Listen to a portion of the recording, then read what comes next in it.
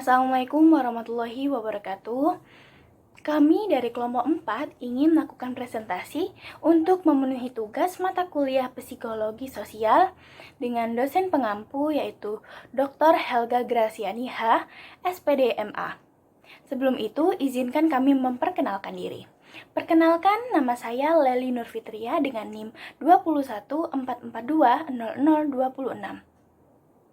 Saya Uul Zahra Aulia dengan NIM 214420046. Dengan saya Megawati dengan NIM 214420003. Perkenalkan, dengan saya Rizka Amelia Putri, NIM 214420016. Saya akan menjelaskan mengenai sejarah lahirnya teori belajar kognitif Vygotsky.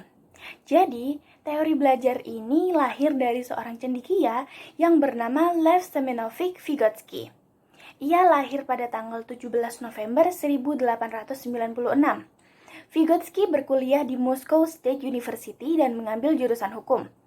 Vygotsky pernah menjadi psikolog di Institut Perguruan Lokal. Vygotsky juga ahli dalam bidang filsafat dan sastra. Vygotsky seringkali melakukan penelitian di bidang linguistik, bahasa, dan psikologi. Dari pemikiran filosofisnya itu mengenai manusia, kemudian ia menjadi pelopor lahirnya teori konstruktivisme sosial, yang artinya membangun kognitif anak melalui interaksi sosial. Vygotsky meninggal pada tahun 1934 pada usia yang ke-38 karena penyakit TBC. Nah, di sini ada beberapa teori-teori Vygotsky. Yang pertama, teori pidato pribadi atau perkembangan bahasa, development of language, adalah mekanisme yang ditekankan Vygotsky untuk mengubah pengetahuan bersama menjadi pengetahuan pribadi. Yang kedua yaitu zona perkembangan proksimal atau zone of proximal development. Teori Vygotsky ini mengimplikasikan bahwa perubahan kognitif, perkembangan dan kemampuan menggunakan pikiran untuk mengendalikan tindakan kita sendiri membutuhkan penguasaan sistem komunikasi budaya terlebih dahulu.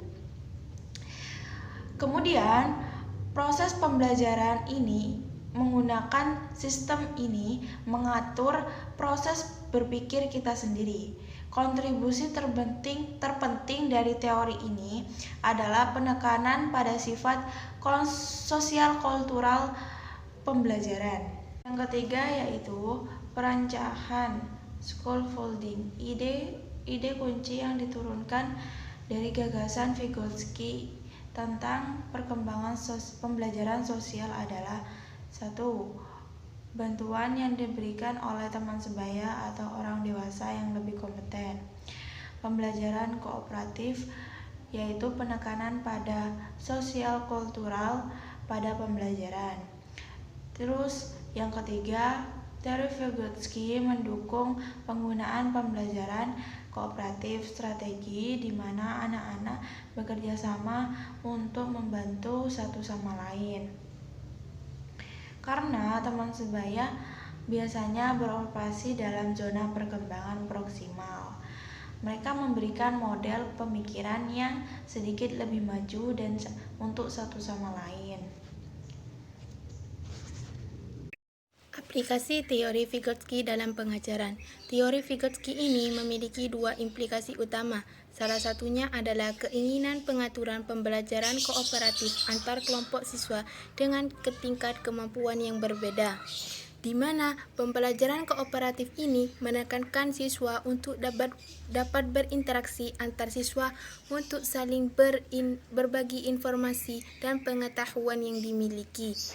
Sehingga siswa bekerja kelompok secara kooperatif ini bisa mempercepat perkembangan anak. Kedua, pendekatan pengajaran Vygotsky menekankan peranca dengan siswa mengambil lebih banyak tanggung jawab untuk pembelajaran mereka sendiri. Jadi, siswa dilibatkan aktif dalam pembelajaran dan guru hanya mendampingi setiap kegiatan anak. Kemudian, bagaimana Vygotsky memandang perkembangan kognitif? Vygotsky memandang perkembangan kognitif sebagai hasil dari perkembangan sosial melalui interaksi dengan orang lain dan lingkungan. Jadi, interaksi dengan orang lain dan lingkungan itu sangat berperan penting dalam memandang perkembangan kognitif. Interaksi di sini diartikan sebagai hubungan timbal balik antar individu, antar kelompok, atau manusia dengan sesama. Manusia adalah makhluk sosial yang tidak dapat mengembangkan kemampuannya tanpa interaksi dengan masyarakat, sehingga lingkungan itu sangat mempengaruhi perilaku masyarakat dengan cara meniru orang lain, entah cara berperilaku, berpakaian, dan cara berbicara dengan sesama. Begitupun sebaliknya, tingkah laku manusia juga dipengaruhi orang yang ada di sekitar lingkungan untuk sebagai pembelajaran dan pengetahuan. Menurut Vygotsky, pengetahuan dan perkembangan berasal dari sumber-sumber sosial di luar dirinya. Pembelajaran berbantuan terjadi di zona perkembangan proksimal anak-anak, di mana mereka dapat melakukan tugas baru yang berada dalam kemampuan mereka hanya dengan bantuan guru dan teman sebaya. Masa proksimal anak-anak adalah di mana masa kemampuan siswa atau anak yang masih belum matang, tetapi sudah dalam proses pematangan, sehingga jika siswa Ada juga strategi pengajaran kognitif membantu pembelajaran siswa ini dibagi menjadi dua, yaitu satu, membuat pembelajaran menjadi relevan dan mengaktifkan pengetahuan sebelumnya ini. Ini dibagi menjadi tiga, yaitu satu, adventure organizer adalah strategi yang berharga dalam dirinya sendiri, tetapi penelitian adventure organizer juga menggambarkan prinsip yang lebih luas yang sangat penting.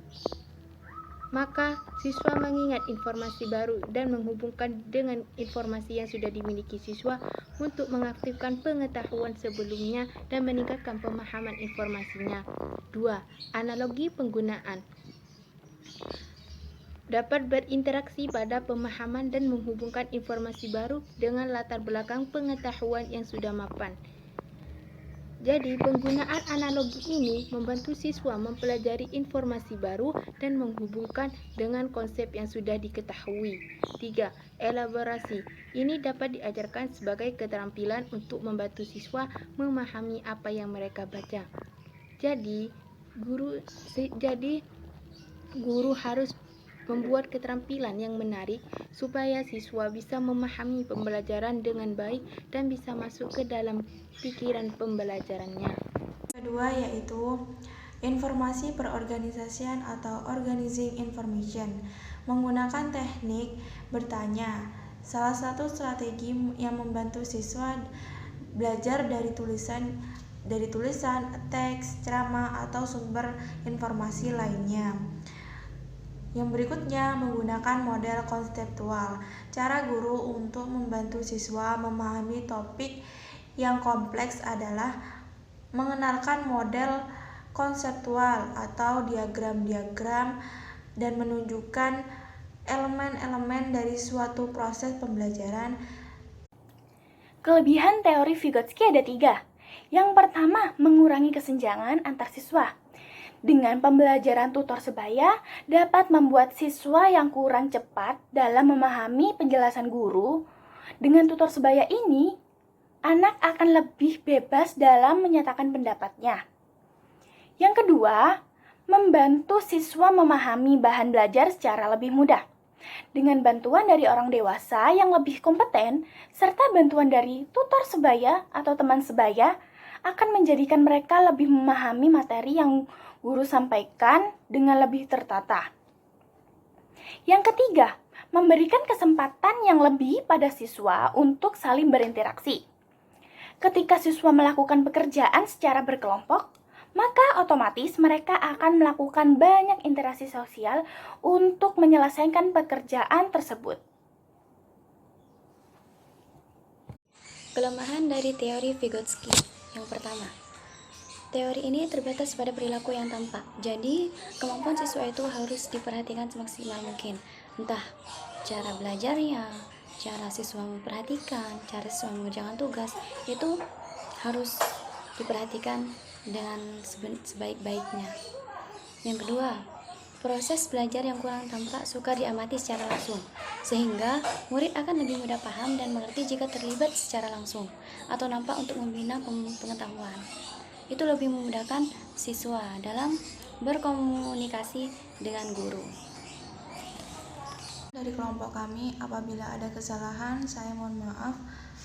Dan akhir kata, wassalamualaikum warahmatullahi wabarakatuh.